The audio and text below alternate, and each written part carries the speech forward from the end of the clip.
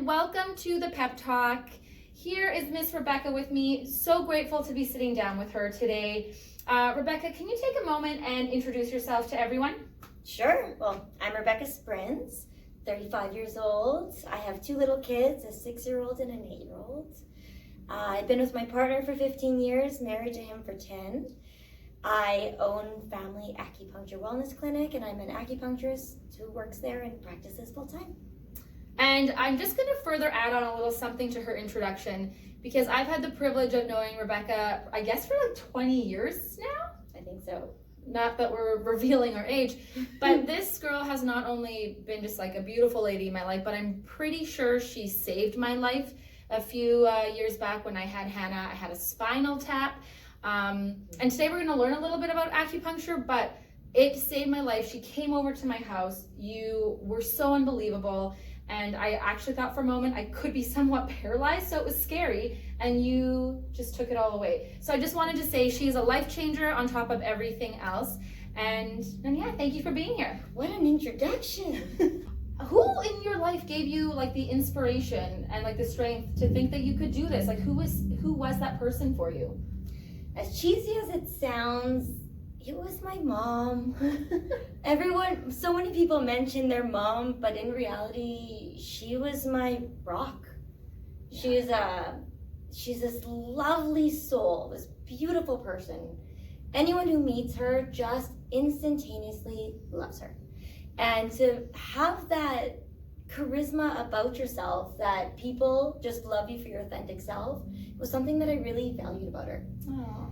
And my mom was like the epitome of strength, still is. She was the full-time working woman. She was a full-time dedicated mama. She kind of did it all. And when she did it all, it was at a time too when everyone is thriving in life and in their own little bubble. And she brought burdened with a lot of bad health. And a lot of people could really identify with that and succumb to it. But she took this obstacle in her life and really transformed it to empower her to become better and to become stronger and to become, in a sense, invincible of what life throws her way. Wow. And was she part of when you wanted to put this dream together or like follow through with this dream? I'm not sure if you want to share how this came together, but was she part of that story as well? Was she your cheerleader in the corner? She's my cheerleader in every corner. Aww. So I think because life threw her challenges and limitations, she used it to not see limits, but to see opportunities. And so I always have her in my corner cheering me on and saying that the sky is your limit. And I never really questioned failure because it wasn't something that I was brought up thinking I could achieve failure. Wow. I always thought that what I want, put in the work, you're probably going to get it. So I didn't question any fears. I didn't set obstacles my way. I only saw what I wanted to do and just did it. Yeah. You know, my mom and I actually just had a talk about this, and I said, what happens to people when they don't have that?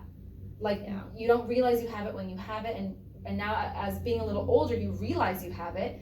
So, like, Rebecca, if you were talking to someone who might not have that in their own parent, would you give any advice to like a female out there that has a dream, that wants to start their own business, but maybe doesn't have like the go-go cheerleader in their corner? Anything you would say? Well, yes, my mom is a good rock if I need a rock, but most of my time I didn't need her. I was just lucky to have her. Mm-hmm. That it's that when I wanted something, I didn't look for advice. I didn't look for mentors. I didn't look for this big woman with this big story, because that story wasn't mine. Mm-hmm. That was hers. Yeah. So I never really needed a person to truly look up to. I just needed myself. And so once yourself. Yeah, and give yourself some credit that the limitations that you see are the ones that you're creating. Woo! All right. But how do you do this and have a family and be so smiling, happy like you always are? Well, do I balance well? No. Do I care? No. And I think that's the big difference, because you can't do it all the time and feel complete and full. You have to do what you can, when you can, and be happy with that. So I love work. I love work so much. So choosing to be at work and away from my kids, I have to have peace with that. And I do. So when I'm at work, I am Becca at work. And I'm not regretting not being with my kids, because that's not going to change anything. It's not going to make their time easier. It's not going to make my work time easier. So at work, I'm present. And then when I'm home, I love my kids. I love my husband. I love my home life. So when I'm home, then I'm present and I'm at home. And if you have had, hearing you say it right now, if you have had an opportunity to meet with Rebecca, you can actually see how present she is. She makes me feel like the most important person in the world. You will see the first 10 minutes of your visit, I feel like I got more therapy than I have in a month. But that is it's nice to hear that you do it on purpose, that maybe we need to do it on purpose more, to be present on purpose. Because everything we're doing is a choice, and if I'm choosing to be away from my kids, well, let's enjoy that time away from my kids. Yeah. Maybe I enjoy work more because I have that break. Maybe I enjoy my kids more because I have that break. Right. So I just take my life, and then I try to make the most of it in each direction I can. But I like the first thing she said too, and that's good for, I think, all mamas to remember, and anyone just that has busy lives, that maybe balance doesn't really exist. Can you have it all figured out? Maybe no, and maybe that's okay. What would you say have been some of your biggest challenges, some of maybe your surprises, happy surprises, but both that you have dealt with in starting your own business? Well, I find we're at this neat point in time that being a female entrepreneur almost has more opportunities. So I treat predominantly women, and women support women. So I actually found it easier being a female business owner than possibly being a male business owner, because we have this awesome network of support and just love for each other. Right. So that's, I find, not necessarily a challenge per se. What is more of a challenge for me is being a mom entrepreneur, because that comes with a cost. It's if you're going, which I was saying, it's kind of the polar opposite of what I was saying before, that when you're at work, you're at work, when you're at home, you're at home. However, if you're going to start a business when you have little kids, that's hard. So I started this business when my son was 2 days old. And I was at the permit office, holding my baby, applying for permits, needing to do everything, because I knew at this point I had to start my own practice. I didn't really have an opportunity not to. And that was a little bit tricky. I made a pumping room in my clinic and a breastfeeding room, a pumping station, literally for me, because between patients, I needed to pump. I had to do that stuff too. I had to send my kid to daycare knowing that other people were going to, in a sense, raise him when I was raising the clinic. Yeah. So that comes at a cost too. And there your heart is in many different places. And that's a little bit more of a struggle.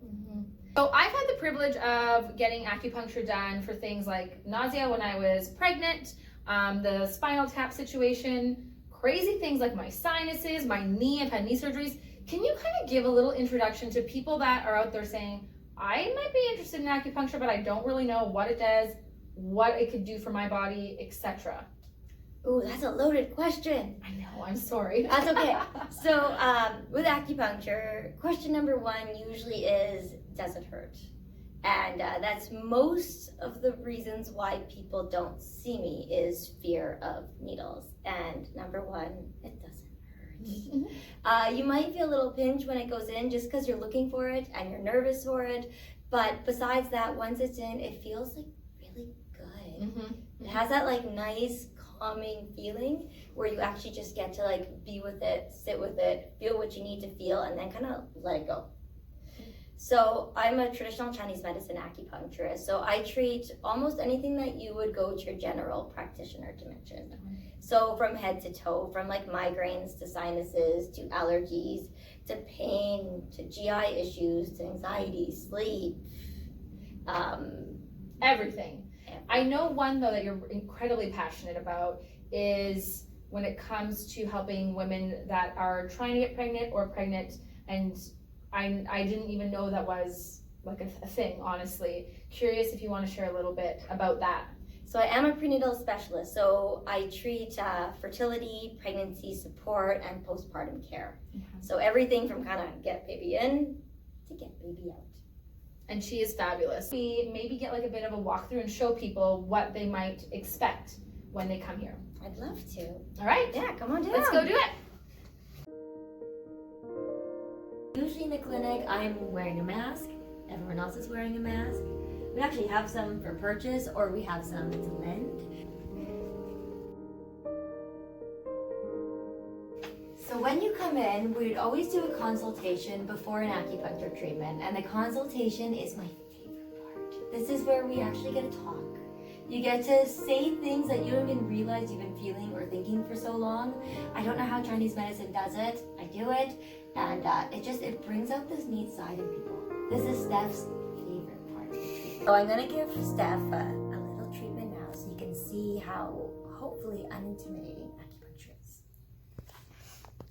The points are a little bit intimidating because Steph has sinus issues, but if you see it here, they're just like little whiskers. They're a little bit thicker than a hair, a little bit smaller than a whisker, truly. And what it does is it allows blood to flow. And when we have localized pain, it's because something is stuck. Acupuncture encourages movement so the pain can start leaving the areas that it's so congested with. This is for her sinuses.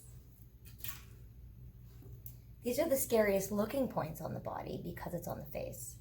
However, it makes a big difference fast. Good. And now you get to relax for 20 minutes. I generally will put a blanket on someone when it's not COVID time. Bed warmer, heat lamp. I like to dim the lights, put on some music, and then people get to just relax. So I feel amazing. I feel refreshed.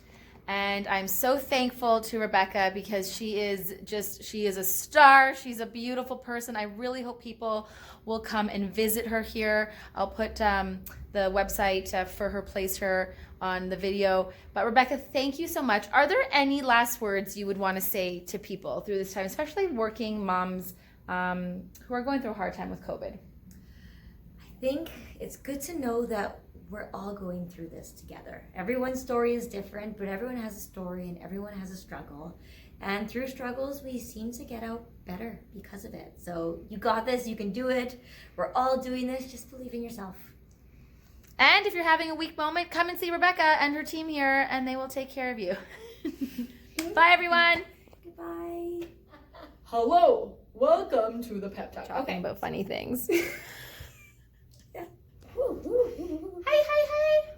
Hi. We're gonna need to be louder. Hello, Steph. That's good.